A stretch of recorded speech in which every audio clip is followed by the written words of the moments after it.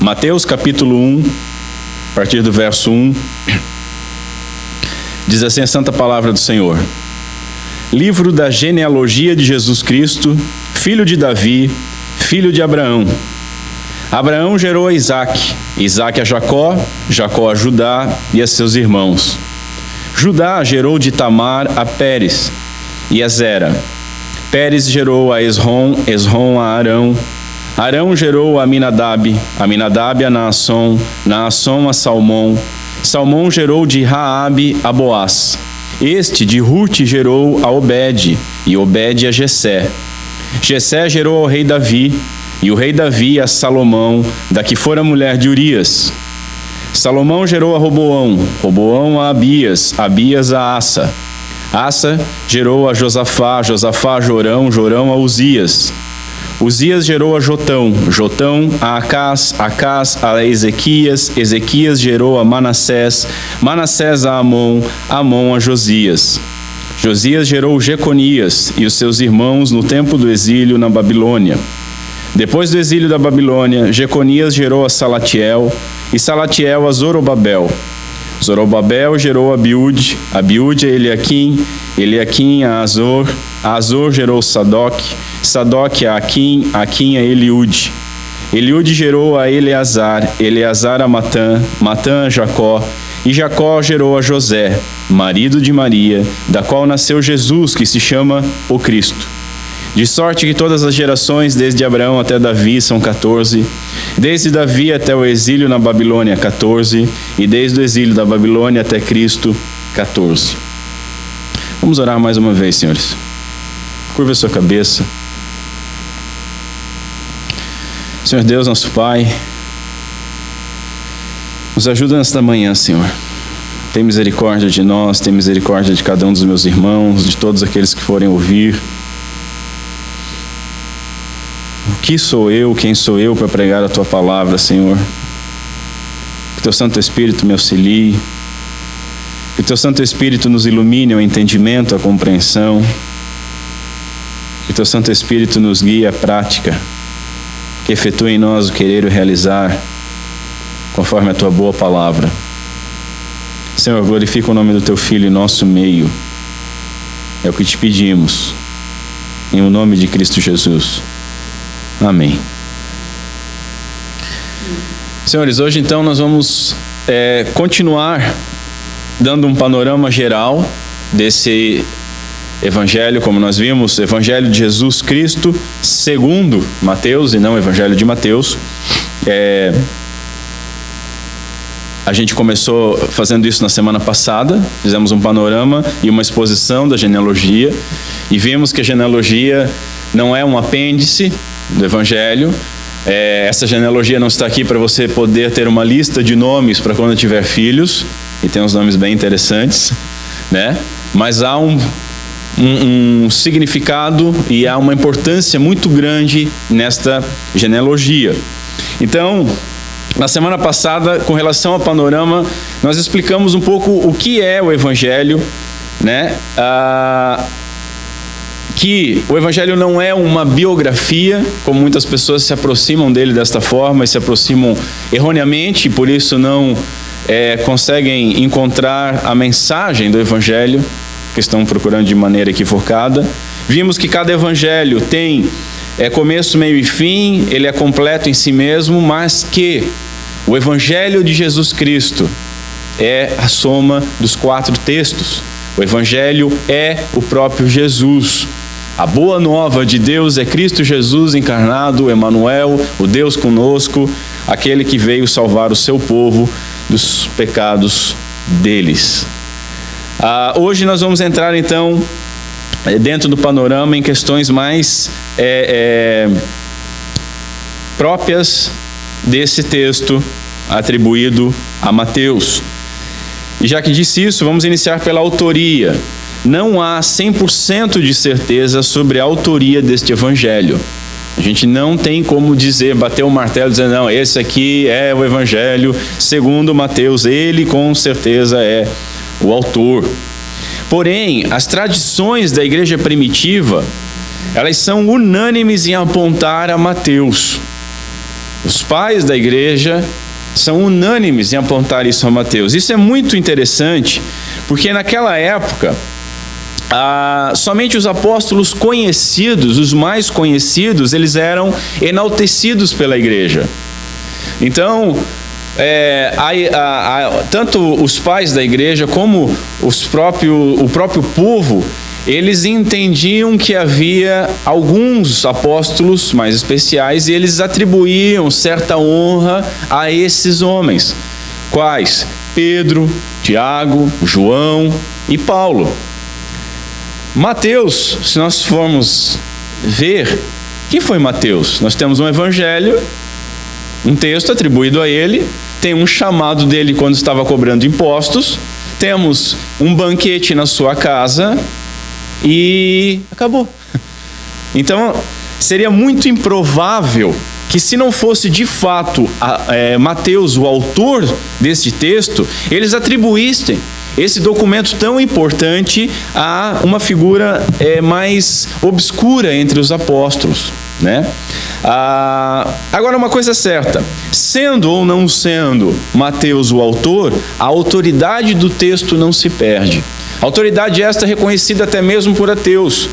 Muitos dizem que é um dos textos mais belos, mais morais já escritos.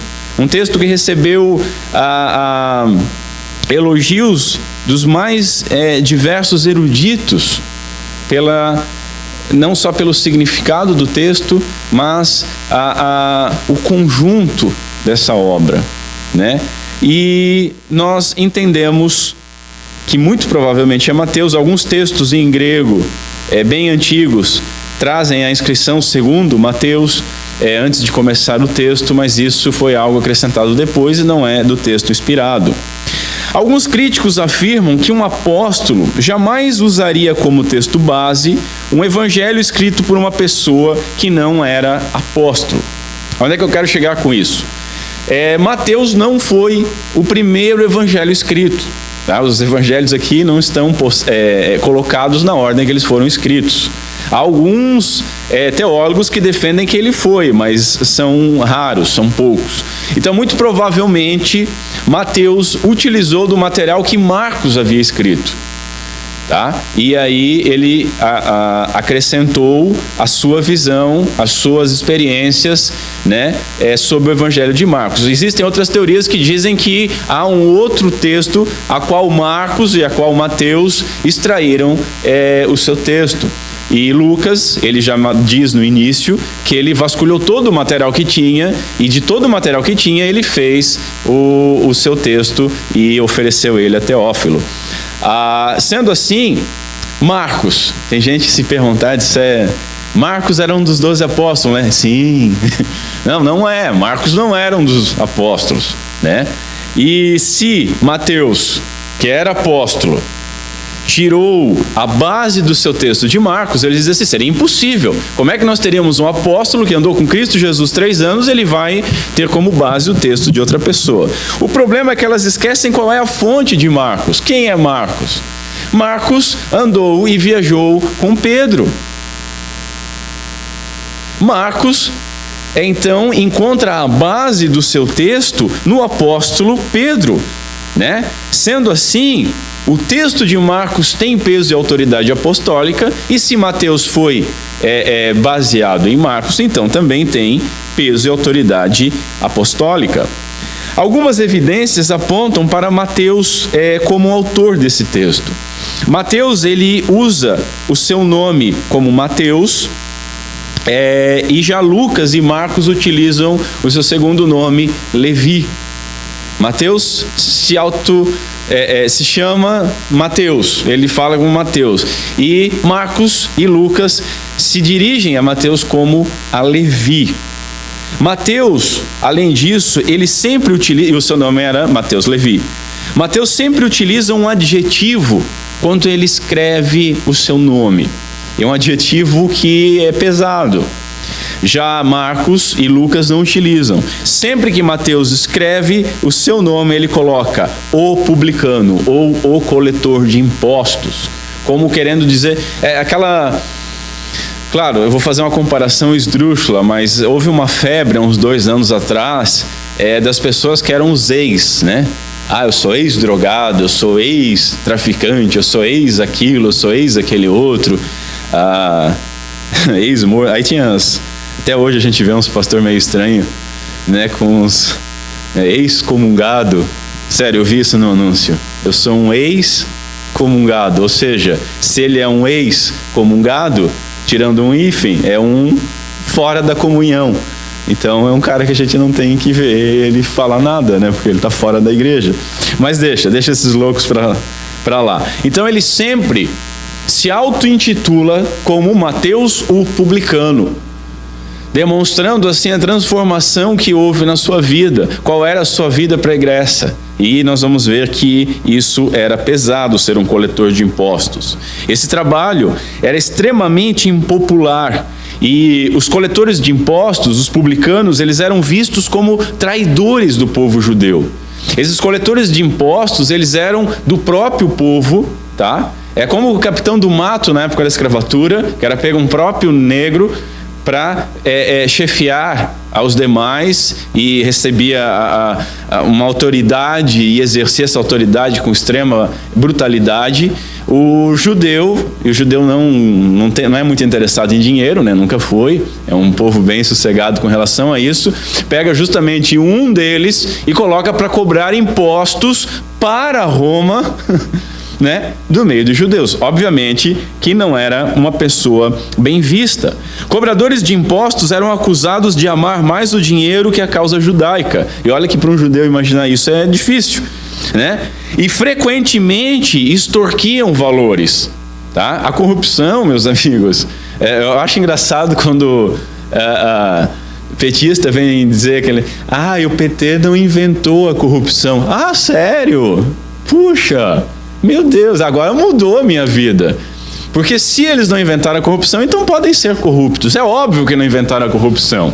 Todos os nossos pecados foram criados no Éden, a partir da queda do homem. E os cobradores de impostos eram altamente corruptos, extorquiam o povo para ficar com uma parte do dinheiro a mais, cobravam a mais o imposto para se enriquecer. Tanto é verdade que quando Mateus é chamado por Cristo e faz o banquete, ele diz, olha, se defraudei alguém, eu vou restituir tantas vezes mais, e se tomei algo que não era meu, eu também vou restituir. Né? E Cristo elogia, a salvação chegou nesta casa. Os rabinos, eles ensinavam que era permitido enganar um publicano. Olha só, né? Os rabinos diziam, não, enganar publicano não é pecado, está tudo certo, porque os publicanos são traidores, eles nos enganam, e ladrão que rouba ladrão, aí começa todo o negócio. Mas eles eram muito mal vistos. Como trabalhavam aos sábados, né? A coletoria de impostos não descansava e trabalhavam aos sábados, eles eram vistos pelo povo judeu, apesar de serem judeus, como gentios. Eram traidores mesmos, eram apóstatas, eram vistos como gentios, e a sua ocupação era colocada em pé de igualdade com a prostituição. Tanto é verdade que Cristo Jesus, quando vai bater nos fariseus, diz que prostitutas e publicanos vos precederão no reino de Deus. No chamado de Mateus, Lucas e Marcos afirmam que Levi fez um banquete na casa dele. E Mateus omite esse dele, dando a entender que foi na sua casa. O texto de Mateus diz o seguinte no capítulo 9. Jesus falando, segue-me. Ele, Mateus, se levantou e o seguiu. Isso no verso 9 do capítulo 9. No verso 10 já diz o seguinte: e sucedeu que, estando ele em sua casa, ele quem? Mateus. Não era na casa dele. Estando ele em sua casa à mesa, muitos publicanos e pecadores vieram e tomaram lugares com Jesus. Se nós olharmos só o texto em português, aí alguém pode dizer assim, não, mas espera aí. E sucedeu que, estando ele, Jesus, em casa, à mesa, muitos publicanos e pecadores vieram e tomaram lugares com Jesus. Então era a casa de Jesus. Mas aí a gente tem que pegar um texto paralelo. E o paralelo de Marcos, no capítulo 2, verso 15, diz o seguinte: estando Jesus à mesa na casa de Levi. Então não há dúvida que não era na casa de Cristo Jesus, era na casa de Levi. E o texto de Mateus dá a entender que é na sua casa, porque não fala na casa dele. Um publicano, ele saberia diversos idiomas e poderia muito bem ter escrito o texto belíssimo em grego, como nós veremos isso mais para frente com relação ao idioma. As aptidões de um publicano também explicariam a elaborada organização desse texto, tá? As listas, que é riquíssimo isso em Mateus, a genealogia, o trato constante com valores, constante. Mateus lista os valores, o que significavam, né? A Marcos dá muitos detalhes de como as pessoas estavam se sentindo, o que fizeram, e Mateus é mais tosquinho nisso, ele passa por cima. Agora, quando vai para a praia dele, ele lista quantos eram, qual o valor, o que deram, de que forma fizeram. E há também um episódio peculiar que só encontramos então em Mateus sobre o pagamento do imposto do templo, no capítulo 17. Algo que demonstra que quem estava escrevendo entendia do cortado. Mateus era judeu, chamado por Cristo, e cremos então, nas palavras de Stott, que o Espírito Santo primeiro preparou e em seguida usou a sua individualidade de formação, experiência, temperamento, personalidade, a fim de transmitir por meio dele alguma verdade distinta e apropriada. Sobre data, local e destinatários, alguns críticos afirmam que Mateus ele foi escrito após o ano 70, tá? E as profecias, então, que constam aqui a respeito da destruição do templo, da destruição de Jerusalém, era o que se chama de profecia pretérita. Elas foram escritas depois que aconteceram, né? Crítico é maravilhoso. Isso acontece muito hoje, tá, senhores? Isso é bem comum hoje. Os liberais, né, a teologia liberal, ela vai desmistificar as escrituras e vai apontar toda a profecia, inclusive do Antigo Testamento, como pretérita. Eles escreveram depois que aconteceu, como se tivesse sido profetizado, para dar aquele tchan. Hoje nós vemos essa prática. De vez em quando acontece alguma coisa, um tsunami, alguma coisa, começa a pipocar na internet, no YouTube, os caras que falaram isso antes, né? É engraçado que a gente nunca ouviu isso antes, mas depois que acontece a gente ouviu o que eles tinham falado, né? É um fato estranho. Isso se chama o preterismo, né?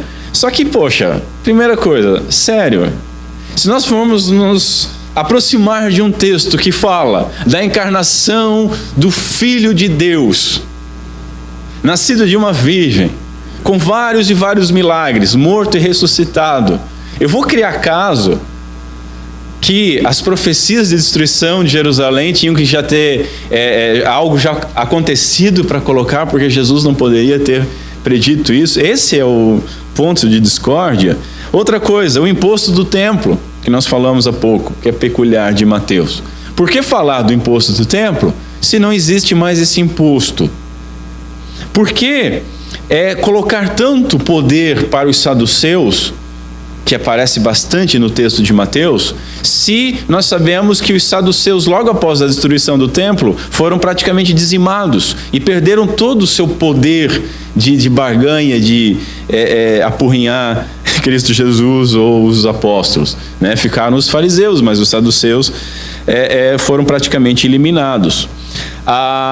Alguns afirmam que o texto foi escrito então entre 63 e 67 do ano do Senhor.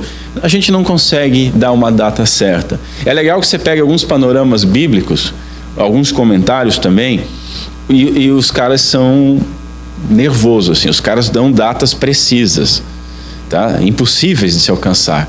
Os caras chegam assim, vamos lá, vamos com 65. Mateus foi redigido em 65 do ano do Senhor e foi terminado numa tarde de sexta-feira e o tempo estava nublado. Tem umas coisas que assim, os caras listam certinho a data, a hora, o momento que Moisés está atravessando com o povo o mar. São coisas que nós não temos como precisar. E essa falta de precisão nessas datas, nesses números, não afeta absolutamente nada. O que é certo é que foi escrito antes do ano 70. Cristo profetizou essas coisas. O Evangelho ele foi escrito provavelmente em Antioquia da Síria.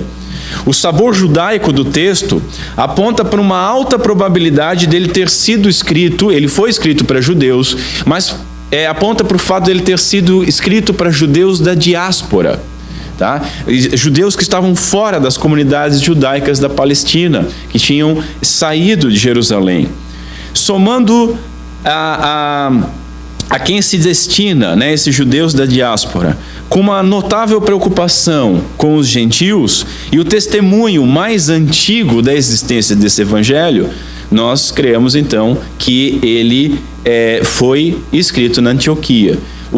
Os primeiros relatos, e o relato mais antigo de alguém escrevendo sobre o evangelho, segundo Mateus, aponta como esse evangelho estando em Antioquia. Vamos ficar com esse documento. É uma probabilidade. Os gentios, nesse texto, estão muito bem representados. Tá? Eu falei e vou falar constantemente, ele foi escrito para judeus da diáspora, ele tem todo um sabor judaico do cumprimento da lei e tudo mais, mas os gentios estão muito bem representados, já começando pela genealogia.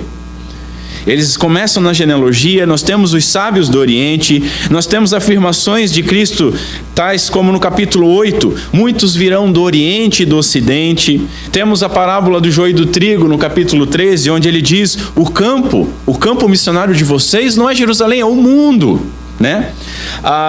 E o ápice da preocupação com os gentios é na grande comissão, na ordem derradeira de Jesus de pregar o evangelho a todos os povos.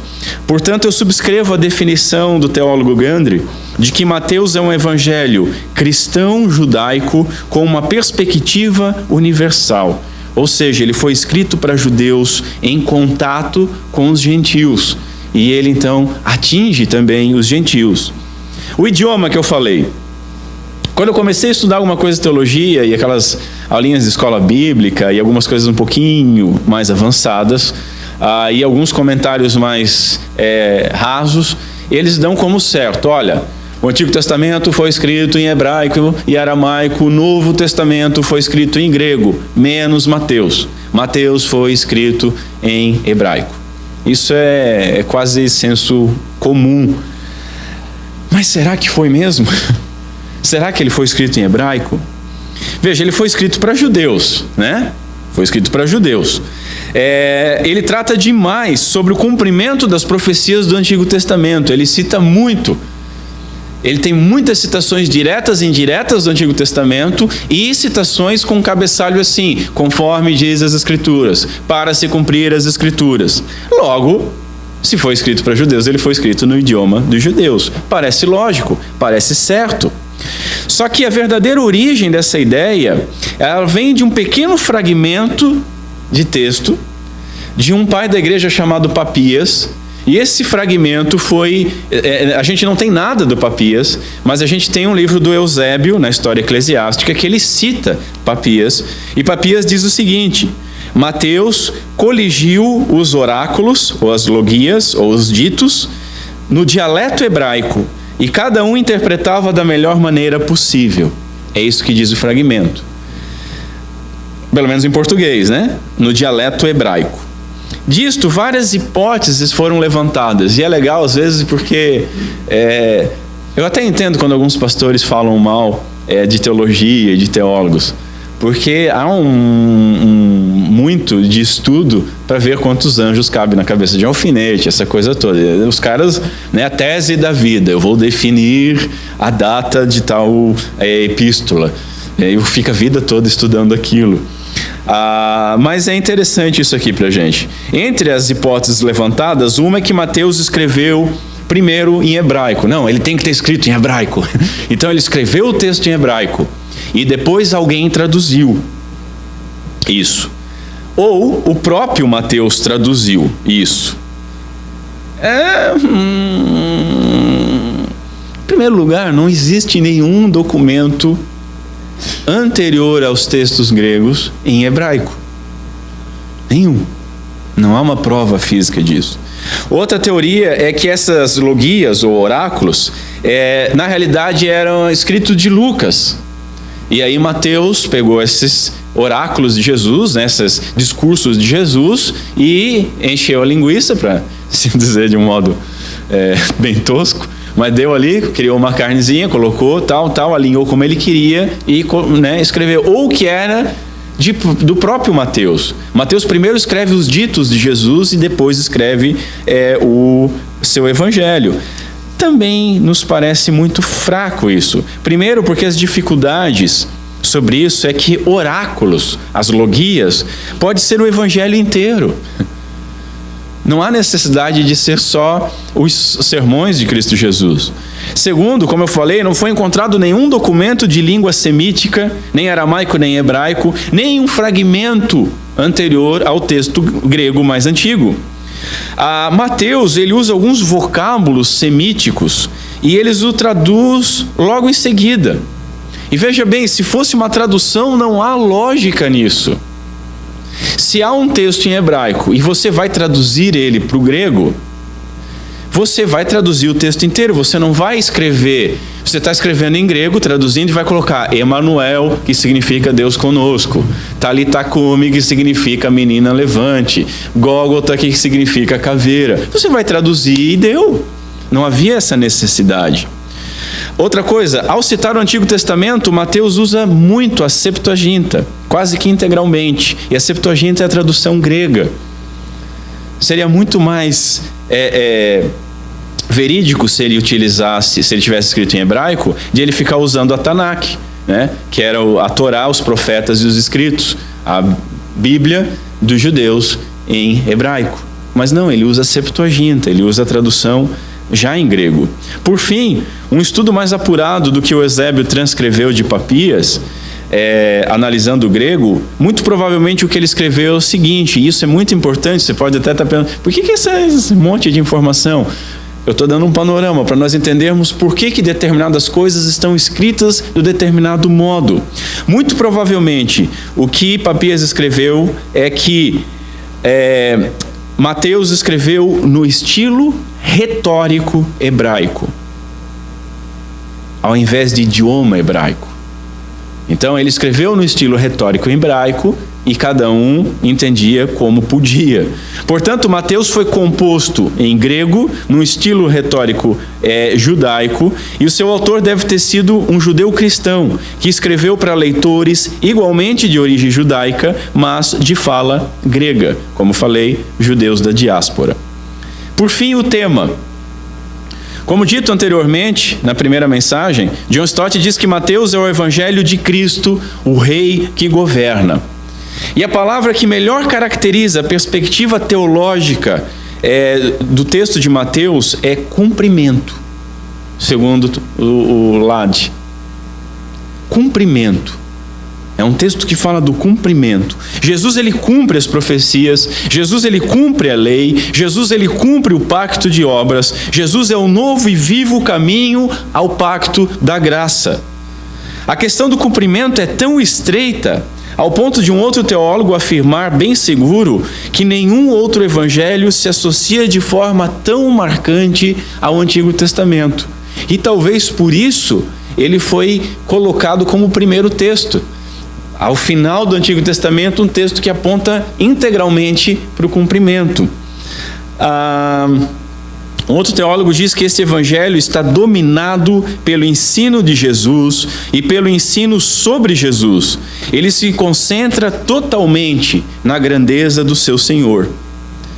Senhores, em harmonia com os profetas, o Cristo como rei, retratado como rei, o Cristo rei, é mais notório em Mateus do que nos demais evangelhos. Embora os demais ofícios do Redentor, como nós já estudamos, os ofícios messiânicos de profeta e de sacerdote, eles também sejam claramente encontrados nesse texto. Mas a ênfase é no cumprimento e no Cristo rei.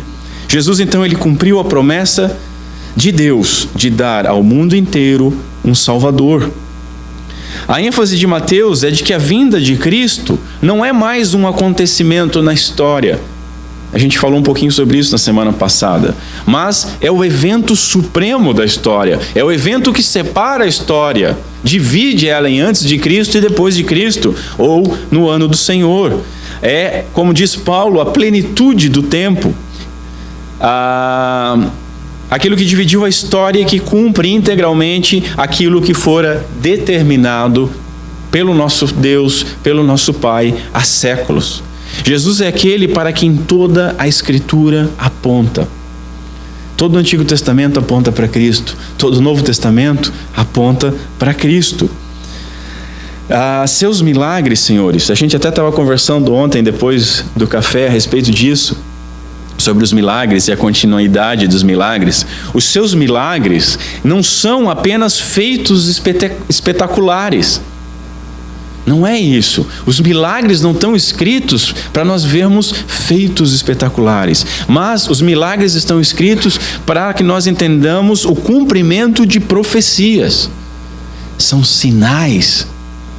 Lembram como é que João define os milagres? Estes sinais foram escritos para que creiais. Muitos outros sinais Cristo fez. Não daria nem para escrever, mas estes foram escritos para isso. Cristo está no controle. Cristo é o rei que governa, é o Messias que cumpre as promessas, é o sumo sacerdote que oferece o perfeito sacrifício, é o Cordeiro de Deus que tira o pecado do mundo, é o profeta que nos chama ao arrependimento, é o mestre que vem ensinar os seus seguidores.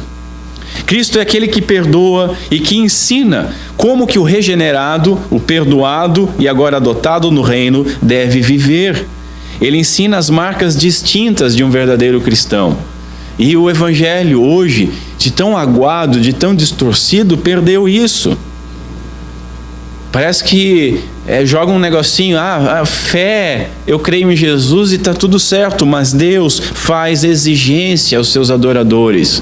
Nós não nos aproximamos de Deus de qualquer forma, de qualquer jeito. E no evangelho nós encontramos essas exigências.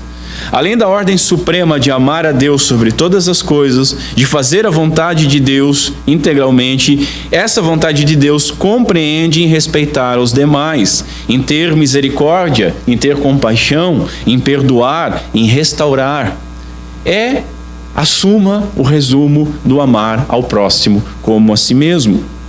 A vida sobre a autoridade deste Rei Jesus e pelo seu próprio exemplo exige uma mudança brutal de paradigma. Tão brutal ao ponto de Cristo dizer que aquele que quiser conservar a sua vida vai perder. E aquele que perder a sua vida por causa do Evangelho vai encontrá-la. Servimos ao Senhor que nos serve. Isso é maravilhoso e o texto de Mateus deixa bem claro. Servimos ao Senhor que nos serve. Assim, dizem alguns teólogos, a grandeza está inegavelmente ligada à humildade. O Cristo Rei que esse Evangelho nos demonstra é um Cristo Rei excelso, porém humilde. Aquele que serve. Como nós já vimos, os evangelhos não são biografias, mas sermões pastorais. E na organização do seu texto, Mateus quis ter certeza de que a verdade sobre Jesus jamais se perderia. E dessa forma ele se concentrou em fatos específicos para demonstrar essa mensagem. Dito isso, esse evangelho é mais temático do que cronológico. Isso fica quase que evidente. A única coisa que nós temos aqui, de fato, de ordem cronológica em Mateus é o nascimento, a morte, ressurreição e assunção. Todo o resto no meio, Mateus alinhou de forma temática da forma que ele quis. Não está em ordem cronológica. A disposição que ele fez foi temática. E essa disposição conta com 1071 versos. Versos esses que nós vamos expor um a um, se Deus quiser e se Deus nos ajudar. Vamos fazer isso sem pressa. Eu consigo acreditar no bom e velho método expositivo, verso a verso, sem pressa. Tanto é verdade que nós vamos para a segunda exposição na genealogia, texto que a maioria das pessoas passam por cima. E que Deus nos ajude e que Deus glorifique o nome do seu Filho em nosso meio. falar dessas coisas, vamos ler novamente a partir do verso 3. A partir do verso 3.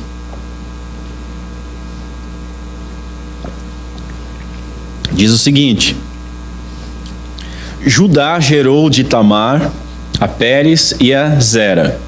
Pérez gerou a Esrom, Esrom a Arão. Arão gerou a Aminadab, Aminadab a Naasson, Naasson a Salmom. Salmom gerou de Raabe a Boaz. Este de Rute gerou a Obed, e Obed a Jessé.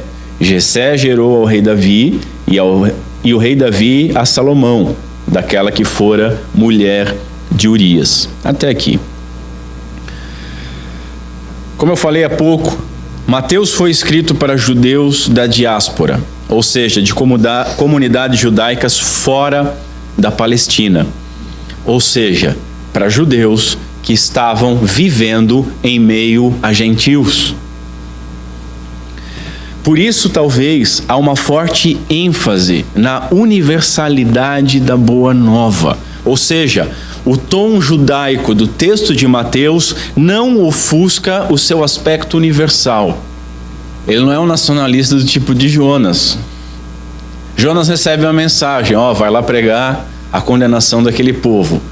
E Jonas entende que pregação de condenação é porque a boa nova está chegando e vai haver conversão. Ele entende isso, mas ele não quer que os gentios de Nínive cheguem ao mesmo patamar de comunhão com Deus que o povo judeu tem. Então ele vai para o outro lado, né? Mateus não. Mateus ele escreve para os judeus dentro de um movimento de diáspora, para esses judeus que estão fora de Jerusalém, se reunindo em sinagogas. Sinagoga é uma criação da época do cativeiro babilônico. Como que nós vamos glorificar a Deus longe do templo? Então vamos fazer pequenas sinagogas, como se fossem congregações menores, onde vai ser cantado salmos, lido a Torá, né? E aí ele escreve para esse povo inserido no meio de gentios, escreve sobre uma mensagem de boa nova para todos e deixa muito forte, muito claro o aspecto universal das boas novas. Mesmo que escrito primariamente para judeus, ele não é restrito a estes. Como nós vimos na semana passada, Jesus é o rei, o filho de Davi, mas também é o filho de Abraão.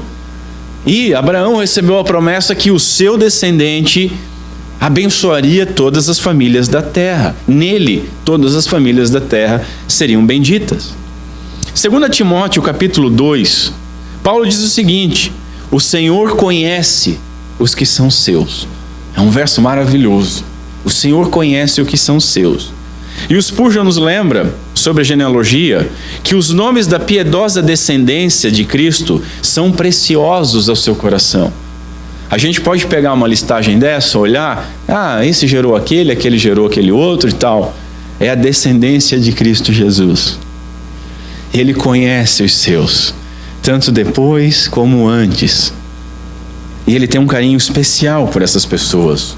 O elemento gentílico do Evangelho, o elemento universal, o Evangelho não é só para judeus, a Boa Nova é para todo o mundo, inicia já aqui na genealogia do Messias. Nela nós encontramos algo muito comum. Genealogias era algo absurdamente comum. O judeu, como nós falamos na semana passada, ele dava muito valor para sua árvore genealógica. E até pouco tempo atrás, quase toda pessoa dava. A nossa geração é que não está nem aí para nada. A nossa geração acha que pipoca sai de um pacotinho que compra no mercado. Que carne também são ali, aqueles bifezinhos no mercado. A nossa geração não consegue mais imaginar que há um animal vivo, que é morto, que é fatiado e que é levado para o mercado. Eles acham que as coisas são produzidas, né? Então eu não estou mais aí para genealogia, como é que as coisas acontecem. Lembra do que eu falei na semana passada? Daquela missionária, né? Ela traduziu o Evangelho segundo Mateus e deixou de fora a genealogia, ficou 10 anos pregando para aquele povo. O povo, não, legal a história desse cara aí, Jesus, parece um cara bacana. E aí daqui a pouco ela faz uma nova tradução e consegue aí colocar a genealogia. E quando eles leem aquilo, mas espera aí, Jesus de fato existiu, não é um mito? Isso muda as coisas. né? Da onde que a gente veio? Quem são os nossos ascendentes? Então, nessa genealogia, nós vemos 4 mulheres sendo citadas. E nessas genealogias que eram comuns, era muito difícil uma mulher ser citada. Mas a Boa Nova começa daí. É inclusiva para as mulheres, né? Diferente do que diz o progressismo, que a Bíblia é misógina, machista. Não, não é não. Há aqui 4 mulheres. Destas 4 mulheres, 3 mulheres eram gentias. Elas não eram do povo judeu. Tamar, Raabe e Ruth. E a quarta delas, a Batseba, ela era casada com Urias. Tanto que na genealogia aqui diz, da que fora mulher de Urias. E como Urias não era judeu, isso pesava para ela para ser considerada como mulher de um gentio e, então, uma gentia. Como nós vimos, José e Maria são descendentes de Davi. E Jesus, portanto, ele tinha a linhagem davídica e é legalmente apto para herdar o trono de Davi. E, na realidade, não herdar o trono, mas restaurar um trono que, após o cativeiro babilônico, estava há 600 anos destruído. Ele restaura. Ele é o filho de Davi, o renovo de Davi. Veja, a linhagem herdeira real, ela é provida pelo pai adotivo, por José, como a gente falou um pouquinho sobre isso na semana passada. Há um teólogo que diz que na sociedade judaica, os direitos legais passavam de geração em geração por meio do pai, mesmo que adotivo, e não pela mãe, mesmo que biológica. Então vejam só, Maria era descendente da casa real. Sendo assim, Jesus seria descendente da casa real. Mas se José não fosse, Jesus não poderia ser considerado filho de Davi, o herdeiro real. Mas José, e ele é só adotivo, né? José não gerou, como nós paramos aqui na genealogia, né? E Jacó gerou a José, marido de Maria, da qual nasceu a Jesus. Assim como Abraão começou a nação, que veio a se tornar o povo de Deus, Abraão começou, Jesus, como filho de Abraão, completou essa nação. Ele completa a nação. Do mesmo modo que Davi reinou sobre a nação, Jesus vai reinar. E o seu trono não se restringe a Israel, mas ao mundo inteiro. Como vimos, Jesus, filho de Abraão, traz o reino para toda a família, as famílias da terra. Ele é o segundo Adão. Ele é o descendente prometido como uma bênção universal. A promessa consistia que por meio da semente de Abraão, o seu descendente, como diz Paulo, todas as nações do mundo seriam abençoadas. Todas as nações do mundo incluem os gentios, inclui Raabe, inclui Tamar, inclui Ruth, inclui eu, inclui vocês. Isso é maravilhoso que nós aprendemos na genealogia. Veja, a antiga igreja de Deus, chamada Israel, ela foi transformada em uma nova comunidade. É a comunidade agora daqueles que creem em Jesus como seu Messias Salvador. Uma nação santa para proclamar as virtudes daquele que vos chamou das trevas para a sua maravilhosa luz, nas palavras de Pedro. Uma nação santa. Veja o seguinte, Isaías capítulo 5 afirma que Israel era a videira de Deus. Israel era a videira de Deus, era a árvore de Deus. João capítulo 15, evocando Isaías, Jesus diz o seguinte: eu sou a videira verdadeira. Olha, não é Israel. Não basta ser judeu, você não tem que entrar no povo judeu, você tem que estar em mim. Eu sou a videira verdadeira. Israel, inclusive, tem que estar em mim, porque quem não estiver em mim não é, de fato, israelita. Agora, olha o seguinte, Oséias 11 fala sobre Deus chamando o seu povo do Egito. Deus chamando o seu povo do Egito, evocando a saída do Egito, né, através de Moisés. Mas como é que Mateus interpreta isso? Mateus atribui isso a Cristo.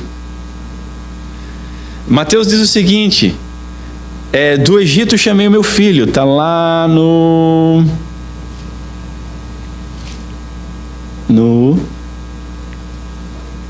Essa eu não anotei. Aqui. No capítulo 2, verso 15. Último verso, a última frase do verso. Do Egito chamei o meu filho, diz aqui. Mateus atribui isso a Cristo, demonstrando que Cristo é o verdadeiro Israel de Deus. Paulo vai nos dizer em Romanos que nós somos oliveira brava, que somos enxertados em Cristo Jesus. Jesus diz que somos ramos enxertados nele, na verdadeira videira. Portanto, senhores, se outrora a pessoa deveria entrar no povo de Deus, entrar em Israel, entrar no povo judaico, para pertencer a esse povo de Deus, hoje tem que estar em Cristo. Cristo é o Israel de Deus. Nele que nós entramos. Seja judeu, seja gentil, não há distinção. Jesus então é o verdadeiro Israel, que constitui uma comunidade distinta, escolhida e comprada pelo seu sangue. A minha igreja, diz ele, no capítulo 16, verso 18, o povo de Deus, o povo da nova aliança, aqueles que pertencem ao verdadeiro Israel, pertencem a Jesus. Repito, seja judeu, seja gentil, ser o Israel eleito de Deus é pertencer à videira verdadeira, à oliveira verdadeira, a Cristo Jesus. Assim como essas mulheres gentias que foram inseridas em Cristo. Cristo veio a ser o redentor de todos os escolhidos, de todos os pecadores doentes. Agora veja o seguinte: Raabe, ela não era apenas de Canaã, ela não era apenas gentia. Raabe era uma meretriz, era uma prostituta. Ruth, a mais santa dessas mulheres, por assim se dizer, uma mulher muito honrada, mas Ruth, ela não era apenas gentia, ela era moabita. Os moabitas eram um povo amaldiçoados por Deus. Cristo quebra essa maldição. Tamar era gentia. Ela e Batseba eram adúlteras. Tamar adulterou com seu sogro. Batseba traiu Urias com Davi. Todas listadas na genealogia do santo. Todas listadas na genealogia do justo Cordeiro de Deus. Isso não é fantástico, senhores? Vamos lá, a gente não é muito de ter árvore genealógica, né? A gente não dá mais bola para isso. Isso é fato. Mas se você já leu alguma biografia, aí você vai ler depois a biografia não autorizada e começa a aparecer os podres, né? A biografia é bonitinho, é tudo cara, quase todo mundo nasceu de uma virgem ou caiu do céu, alguma coisa assim. Depois você vai ver, era bem complicado a vida deles.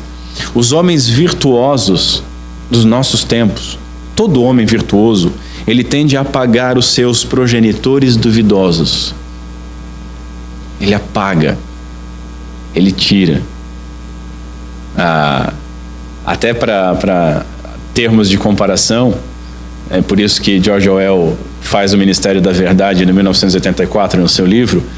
A nação russa, enquanto a União das Repúblicas Socialistas Soviéticas, ela fazia o seguinte: todas as pessoas, todos os chamados por Lenin, idiotas úteis, como nós temos hoje aqui no bolivarianismo sul-americano, todos aqueles que ajudaram a estabelecer o sistema e que eram descartáveis ou que tinham alguma chance de ter poder, eles eram expurgados, assassinados e eles eram eliminados da existência.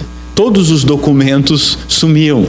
As fotos eram editadas, isso numa época sem Photoshop, né? Tem uma foto emblemática de Stalin com Trotsky e tem a mesma foto deles sem o Trotsky, né? Eles estão caminhando, vistoriando uma obra. A gente não gosta. Pega o seu exemplo, né? Todo mundo tem na família aquela, se não é a gente, mas tem aquela ovelha negra, né? Vamos esquecer que a gente mas vamos pensar nos outros agora. A gente é tão bom nisso mesmo. aquela tia que enche o saco, alguém que teve problema com droga, alguém que teve problema com a lei, né? A gente esconde. A gente não, né?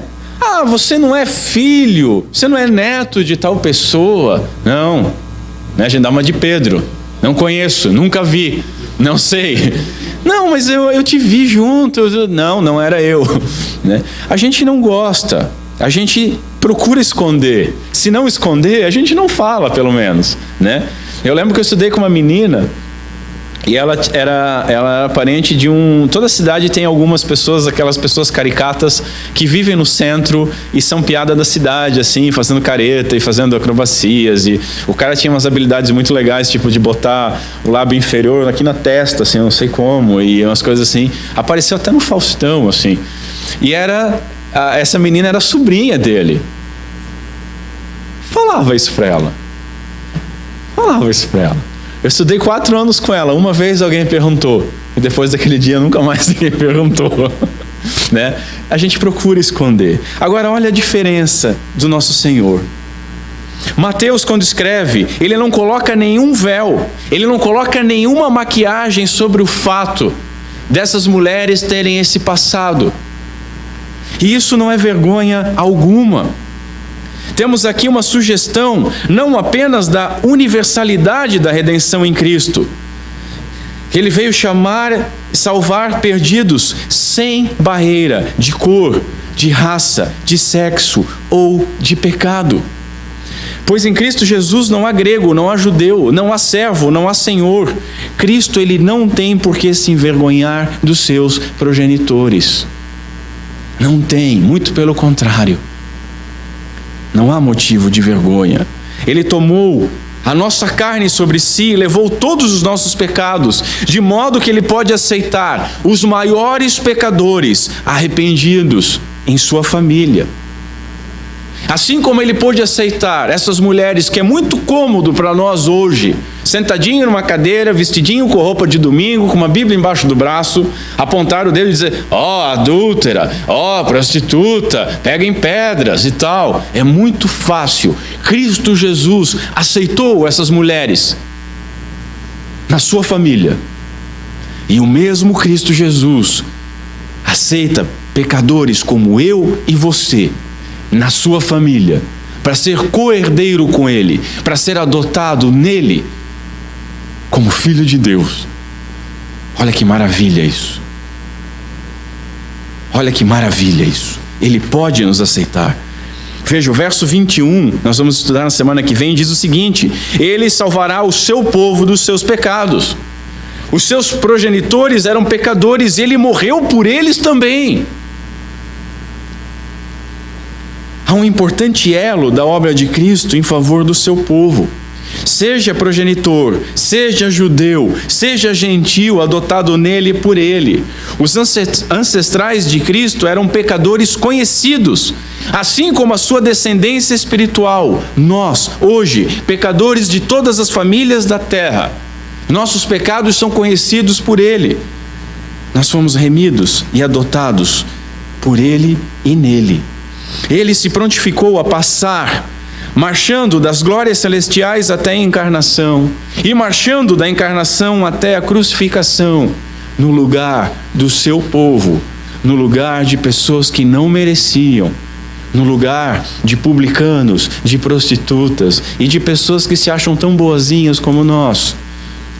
Mas você não deve se achar bonzinho, porque se você se acha bonzinho, você é daquela classe que acha que não está doente. E Cristo veio pelos doentes. Você está compreendendo isso? Está conseguindo ligar que bênção que está escrito nessa genealogia? O que ela nos ensina? Essa listagem com gentios, mulheres de caráter duvidoso, homens maus. Tem alguns reis aqui que eram um desastre. São elos que demonstram que Jesus pode ser o representante e o salvador de todos os homens. Qual é o teu pecado? O que você fez? Ele pode ser o teu representante. O F.B. Meyer, ele diz o seguinte: cada um de nós pode achar algum ponto de identificação pessoal nessa genealogia. Quando nós olhamos para essa genealogia, nós devemos olhar para ela e enxergar os nossos pecados aqui. Opa! Na família de Cristo tinha gente assim, então eu também posso ser. Eu também posso ser. Eu não estou excluído. Homens disseram que o que eu fiz era terrível. A minha consciência diz que o que eu fiz era terrível. O diabo diz que o que eu fiz não tem perdão, mas em Cristo Jesus tem. A graça de Deus estende-se às pessoas mais improváveis. É isso que Paulo quer dizer quando diz que Deus usa as coisas loucas do mundo. Não é que você vai pintar o cabelo de verde e encher a orelha de piercing, porque eu sou louco por Jesus. Não, não é isso. Isso é bobagem nas igrejas modinha de hoje. Mas usar as coisas mais loucas do mundo é usar Paulo, um perseguidor da igreja, um cara que espancava as pessoas até blasfemarem, como o apóstolo dos gentios. Usar um verme como eu para pregar o evangelho. As pessoas mais improváveis. Portanto, quando Mateus escolhe listar essas mulheres, em vez das matriarcas famosas como Sara, Rebeca, Leia, ele sinaliza, está dando algo muito mais profundo do que mera informação familiar, ainda que isso seja importante. Carson diz que Mateus se esforçou para chamar a atenção ao fato de que Jesus, o rei, incluía na sua linhagem prostitutas e estrangeiros. Isso demonstra não somente a sua imensa humildade, como também aponta para o fato que ele veio salvar o seu povo dos seus pecados. Mateus, como a gente falou, era coletor de impostos, publicano. Mateus sabia na pele o que era ser desprezado pelo próprio povo, por aquilo que ele fazia, e era o ganha-pão dele. Talvez você tenha sido desprezado pelo seu próprio povo muito tempo. Mas assim como Mateus ouviu, Cristo está falando para você hoje também: segue-me, segue-me. Mateus sabia o que era um pecador depois de redimido. Ele registra Jesus batendo forte nos falsos religiosos. Jesus dizendo o seguinte: em verdade vos digo que os publicanos e as prostitutas vos precederão no reino de Deus. Isso atingiu Mateus em cheio. Eu não sei o que você fez, mas eu sei que em Cristo Jesus você encontra perdão. Eu não sei se você se acha tão pecador, já com uma pontinha de orgulho, que não possa ser perdoado. Mas em Cristo Jesus você pode. Não são os religiosos, os bonitinhos, os cheirosinhos, os carregadores de Bíblia. São os arrependidos, são os humilhados, são os publicanos e as meretrizes que vão entrar primeiro. Jesus, o Messias, veio em cumprimento das promessas do reino feitas a Davi e da promessa de bênçãos aos gentios feitas a Abraão. Ou seja, nele somos abençoados, nele somos salvos, nele temos um rei eterno. E dessa doutrina eu quero listar 3 aplicações. Primeira aplicação: aprendemos nessa genealogia sobre a pecaminosidade humana e a graça divina. Os progenitores de Cristo eram gentios e pecadores.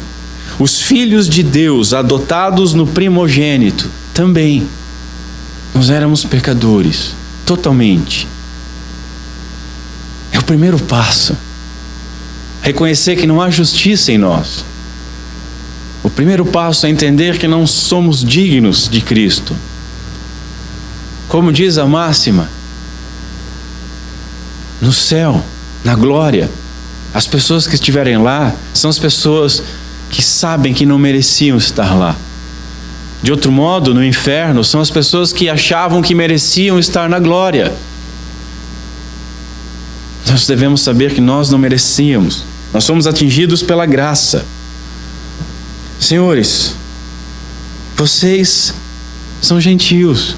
Então nós temos motivos para louvar a Deus. Por quê? Porque podemos fazer parte do povo de Deus em Cristo Jesus. Você é pecador? Se você é pecador, arrependa-se e louve. Você pode fazer parte do povo de Deus, adotado em Cristo Jesus. É Ele que nos perdoa, é Ele que nos santifica, Ele é o nosso Rei, nele somos abençoados. O mundo inteiro pode te condenar. O mundo inteiro pode te condenar. Mas Ele veio para te perdoar, para te salvar. Segundo lugar, aprendemos ainda sobre a pecaminosidade humana, quando olhamos o nome de pessoas como Roboão, Jorão, Amon, Jeconias. Todos esses tiveram pais piedosos, mas eram ímpios. J.C. Riley, ele diz que a graça de Deus não é hereditária. Não podemos achar ou cair nesse erro. Você tem filhos? Ore, discipline, conduza os seus filhos no caminho do Senhor. A graça não é hereditária. O meu pai era assim, a minha mãe era assim, eles eram da igreja, eles eram certinhos. Não interessa o que eles eram ou deixavam de ser. Você precisa se encontrar com o Senhor.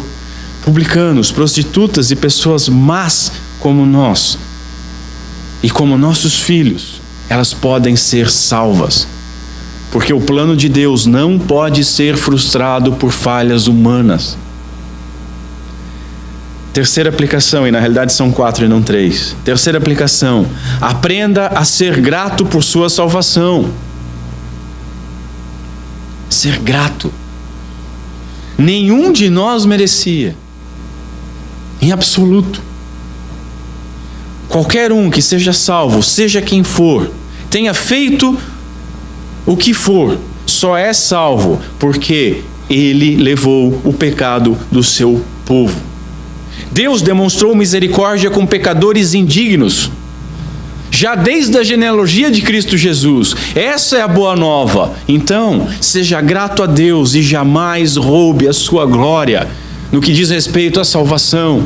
Jamais atribua a sua salvação a algo que você fez, a algo que você alcançou, a algo que você escolheu. A sua salvação é de Deus, é por Deus e é para Deus, para a glória de Deus.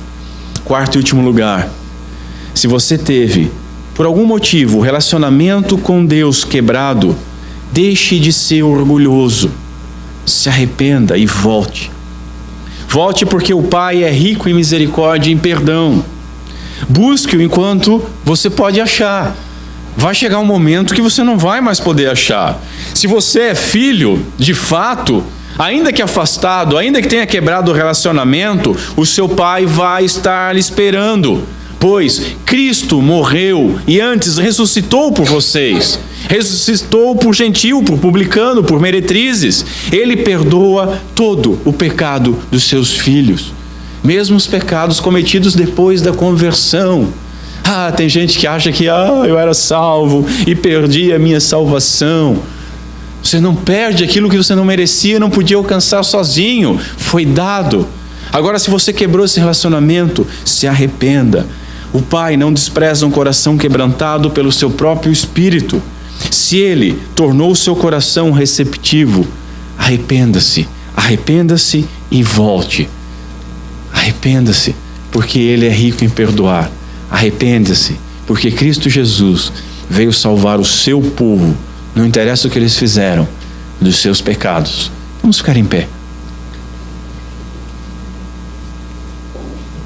Curva a sua cabeça.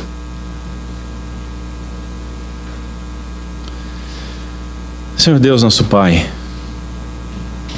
muito obrigado pela oportunidade que nós temos de, debruçado sobre a Tua Palavra, sobre o Teu Evangelho, aprender mais de Ti, aprender mais sobre nós mesmos. Obrigado pela Tua revelação gloriosa da nossa salvação, da Tua graça e misericórdia estendida a pecadores, a publicanos, a adúlteros, a meretrizes, a pessoas da nossa laia. Obrigado. Não há palavras, Senhor. Essas pessoas não mereciam estar na genealogia do nosso Senhor. E nenhum de nós merecia estar na sua igreja, no seu corpo, na sua família. É por graça. Muito obrigado, Senhor, pela tua graça e pela revelação da tua graça que nos consola, nos conforta, nos faz mudar a vida, nos fortalece, nos sustenta, ansiando pelo dia da glorificação. E, Senhor, por fim, eu peço que tu abençoe essa jornada que nós vamos fazer sobre o Evangelho de Cristo Jesus.